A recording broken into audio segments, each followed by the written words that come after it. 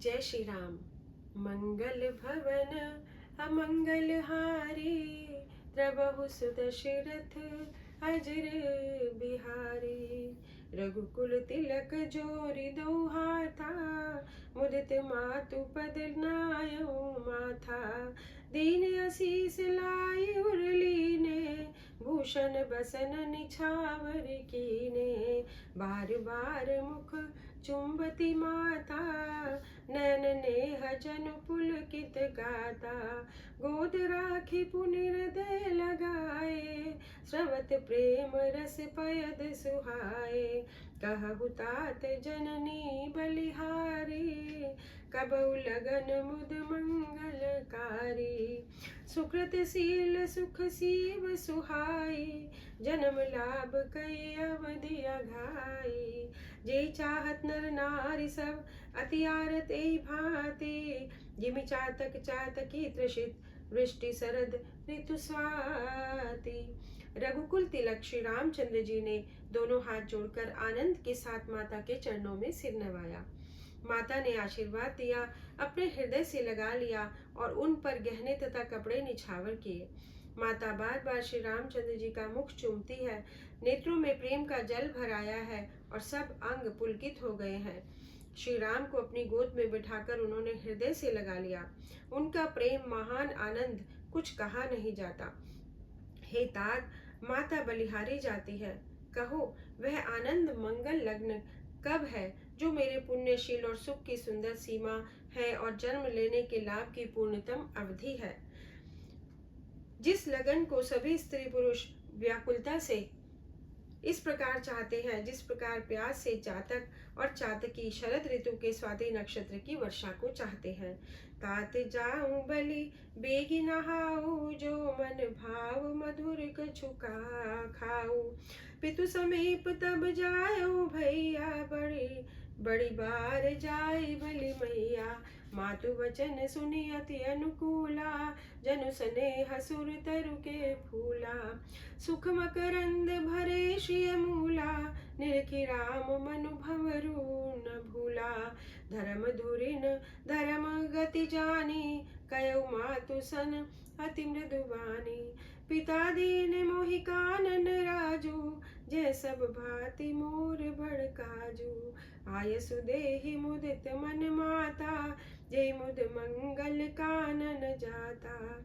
जनि स्नेह बस दर पसी भोरे, आनंदु अम्ब अनुग्रह तोरे।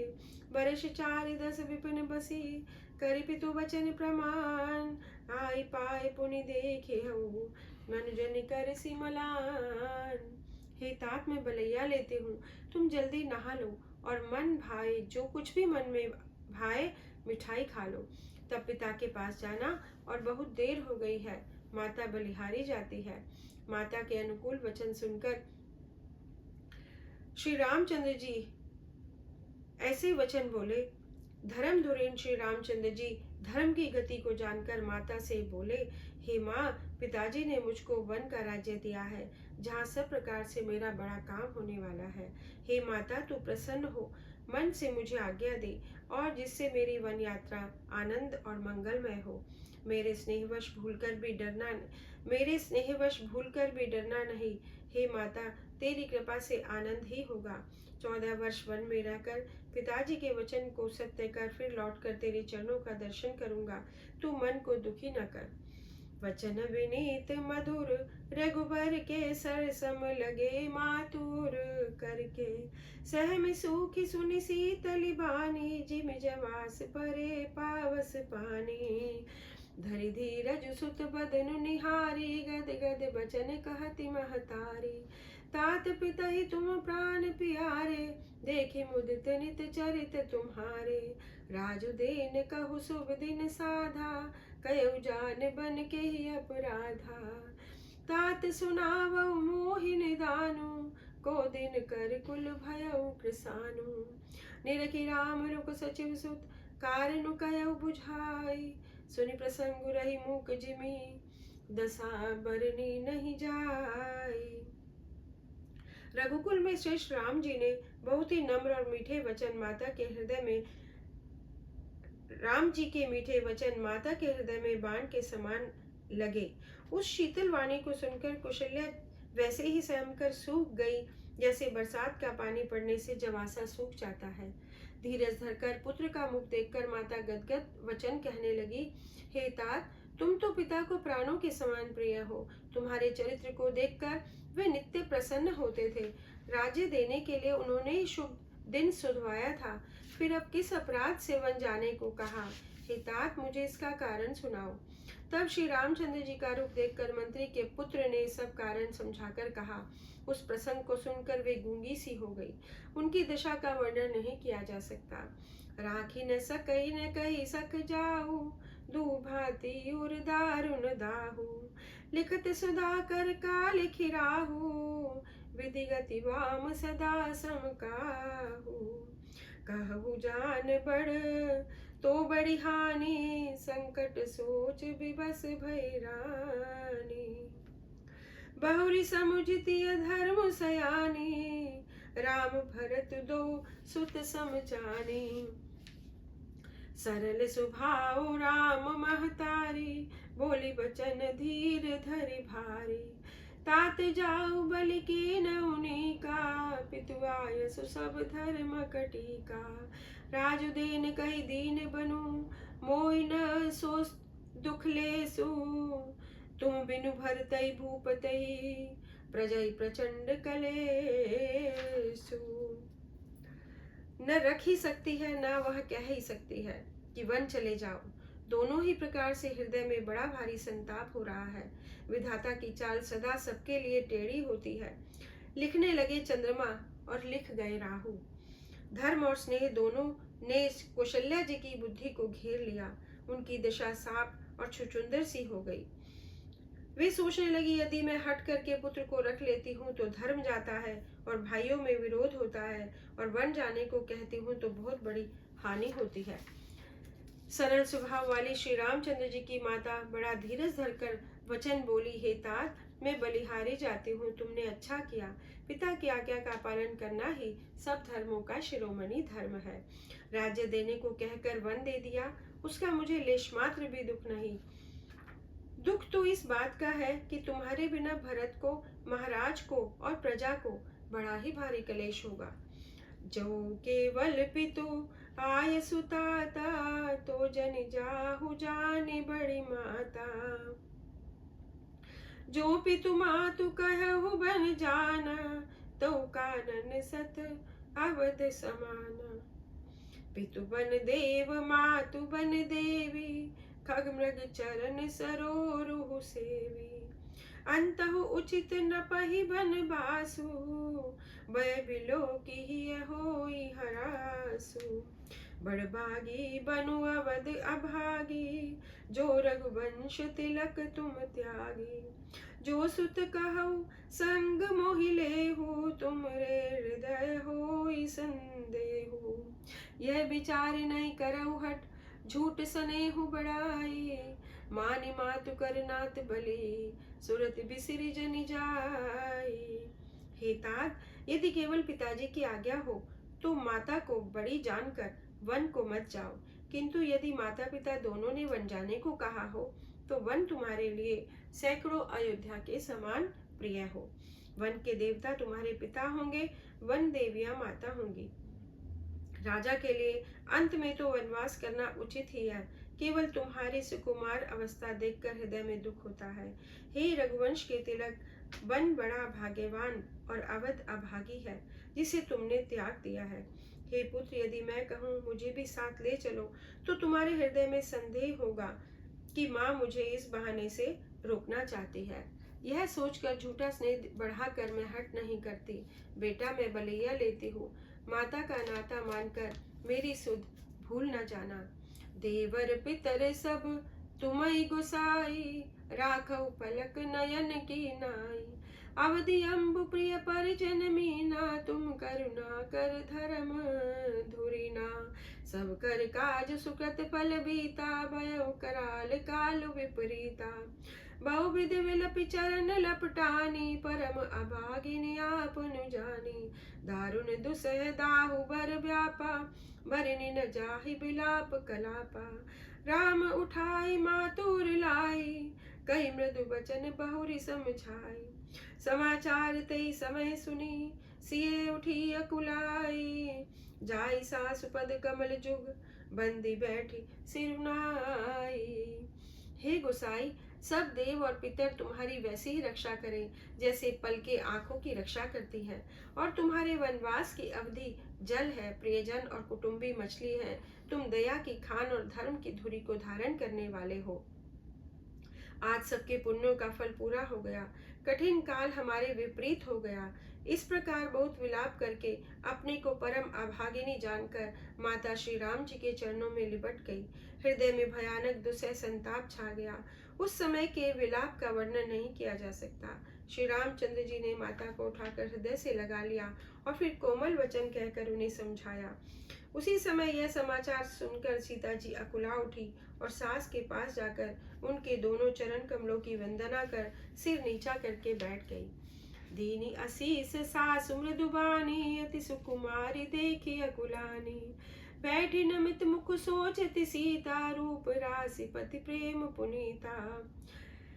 चलन चहत बन जीवन नातु, के सुकृति सन होई साधु। की तनु प्राण की केवल प्राणा, की विधि कर तब कछु जाय न जाना। चारु चरण नख लेखत धरनी, नुपुर मुकुर मधुर कवि भरनी। मनो प्रेम बस विनती करई, हमई सिय पद जन परिहरई। मंजु बिलोचन मोचति बारी, बोल देखि राम महतारी। तात सुनौ सिय अति सुकुमारी, सास ससुर परिजनई प्यारी। पिता जनक भूपाल मणि, ससुर भानुकुल भानु। पति रविकुल कैरव विपिन, विदु गुण रूप निधानु। सास ने कोमल वाणी से आशीर्वाद दिया। वे सीता जी को अत्यंत सुकुमारी देखकर व्याकुल हो उठी। प्राणनाथ वन को चलना चाहते हैं, देखें किस पुण्यवान से उनका साथ होगा। शरीर और प्राण दोनों साथ जाएंगे या केवल प्राण ही से इनका साथ होगा। सीता जी अपने सुंदर चरणों के नखों से धरती कुरेद रही हैं। ऐसा करते समय नुपुरों का जो मधुर शब्द हो रहा है, कवि उसका वर्णन करते हैं। मानो प्रेम के वश होकर नुपुर विनती करते हैं कि सीता जी के चरण कभी हमारा त्याग न करें। सीता जी सुंदर नेत्रों से जल बरसा रही है। उनकी यह दशा श्री रामचंद्र जी की माता को यह दशा देखकर श्री राम जी की माता कौशल्या जी देखकर बोली, हे तात सुनो, सीता अत्यंत ही सुकुमारी है तथा सास ससुर और कुटुंबी सभी को प्यारी है। इनके पिता जनक जी राजाओं के शिरोमणि हैं, ससुर सूर्य कुल के सूर्य हैं, पति सूर्य कुल रूपी कुमुद वन को खिलाने वाले चंद्रमा तथा गुण और रूप के भंडार हैं। मैं पुण्य पुत्र वधु प्रिय पाई, रूप राशि गुणशील सुहाई। नयन पुतरी करी प्रीति बढ़ाई, राखव प्राण जान की हिलाई। पलंग पीठ तजी गोद हिंडोरा, सिय नदीन पगु अवनि कठोरा। जियन मूरि जिमि जोगवत रहु, दीप बात नहीं टारन कहु। सोई सिय चलन चहति बन साथा, आए सुकाहा होई रघुनाथा। चंद किरण रस रसिक चकोरी, रवि रुक नयन सकई किमि चोरी। करी केरी निश्चर चरही, दुष्ट जंतु बन भूरी। विष वाटिका किसो हसुत, सुभग सजीवनी मूरी। फिर मैंने रूप की राशि, सुंदर गुण और शील वाली प्यारी पुत्र वधु पाई है। मैंने इन जानकी को आंखों की पुतली बनाकर इनसे प्रेम बढ़ाया है और अपने प्राण इनमें रखे हैं। सीता जी ने पलंग के ऊपर गोद और हिंडोले को छोड़कर कठोर पृथ्वी पर पैर भी नहीं रखा है। मैं सदा संजीवनी जड़ी के समान इनकी रखवाली करती रही हूँ, कभी दीपक की बाती हटाने को भी नहीं कहती। वही सीता अब तुम्हारे साथ वन चलना चाहती है। हे रघुनाथ, उसे क्या आज्ञा होती है? चंद्रमा की किरणों का रस चाहने वाली चकोरी सूर्य की ओर आंख किस तरह मिला सकती है? हाथी, सिंह, राक्षस, अनेक दुष्ट जीव जंतु वन में विचरते हैं। क्या विष की वाटिका में सुंदर संजीवनी बूटी शोभा पा सकती है? बनहित कोल की रात किशोरी, रचि बिरंच विषय सुख भोरी। पाहन क्रम जिम कठिन सुभाऊ, तिनहि कलेस न कानन काऊ। कै तापस तिय कानन जोगु, जिन तप हेतु तजा सब भोगु। सिय बन बसई तात के भांति, चित्र लिखित कपि देखि डराती। जो सिय भवन रहे कै अम्बा, मोहि कै होई बहुत अवलंबा। सुनि रघुवीर मातु प्रिय बानी, सील स्नेह सुधा जनुसानी। कई प्रिय वचन विवेकमय, कीनि मातु परितोषु। लगे प्रबोधन जानकी, प्रगति विपिन गुण दोषु। वन के लिए तो ब्रह्मा जी ने विषय सुख को न जानने वाली कोल और भीलों की लड़कियों को ही रचा है, जिनका पत्थर के कीड़े जैसा कठोर स्वभाव है। उन्हें वन में कभी कलेश नहीं होता। तपस्वियों की स्त्रियां वन में रहने योग्य हैं, जिन्होंने तपस्या के लिए ही सब भोग तज दिए हैं। हे पुत्र, जो तस्वीर के बंदर को देखकर डर जाती है, वे सीता वन में किस प्रकार रह सकेंगी। माता कहती है, यदि सीता घर में रहे तो मुझको बहुत सहारा हो जाए। राम जी ने माता जी की प्रियवाणी सुनकर, जो मानवशील और स्नेह रूपी अमृत से सने हुई थी, विवेक में प्रिय वचन कहकर माता को संतुष्ट किया। फिर वन के गुण दोष प्रकट करके वे जानकी जी को समझाने लगे। आपन मोर नीक जो चाहु, वचन हमारे मान ग्रह रहु। आय सुमोर सासु सेवकाई, सब विधि भामिनी भवन भलाई। तब तब तुम कई कथा पुरानी, सुंदरी समझाए मृदुबानी। कहो स्वभाव सपत सत मोहि, सुमुख मातु हित राखउ तोई। गुरु श्रुति सम्मत धर्म फलु, पाए बिनय कलेस। हट बस सब संकट सहे, गालव नहुष नरेश। माता के सामने सीता जी से कुछ कहने में सकुचाते हैं, पर मन में समझकर कि यह समय ऐसा ही है, वे बोले, राजकुमारी, मन में कुछ दूसरी तरह न समझ लेना। जो अपना और मेरा भला चाहती हो तो मेरा वचन मानकर घर में ही रहो। आदर पूर्वक सास ससुर के चरणों की पूजा करने से बढ़कर दूसरा कोई धर्म नहीं। जब जब माता मुझे याद करेंगी और प्रेम से व्याकुल होने के कारण उनकी बुद्धि भूली हो जाएगी, तब तब तुम कोमल वाणी से पुरानी कथाएं कह कहकर इन्हें समझाना। हे सुमुखी, मुझे सैकड़ों सौगंध है, मैं ये स्वभाव से कहता हूँ कि मैं तुम्हें केवल माता के लिए ही घर पर रखना चाहता हूँ। मेरी आज्ञा मानकर घर पर रहने से गुरु और वेद के सम्मत धर्म का फल तुम्हें बिना ही कलेश के मिल जाता है, किंतु हट के वश होकर गालव मुनि और राजा नहुष आदि सबने संकट ही सहे हैं। मैं पुण्य करी प्रवान पितु पानी बानी, बेगी फिर अब सुन सुम की सयानी।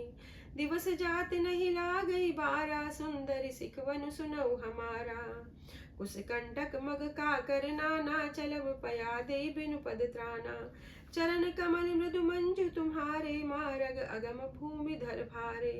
कंधर खोह नदी नद नारे, अगम अगाध नचाई निहारे। भालू बाग व्रक के हरि नागा, करई नाद सुनि धीरज भागा। भूमि शयन बल कल बसन, असनु कंद मल फूल।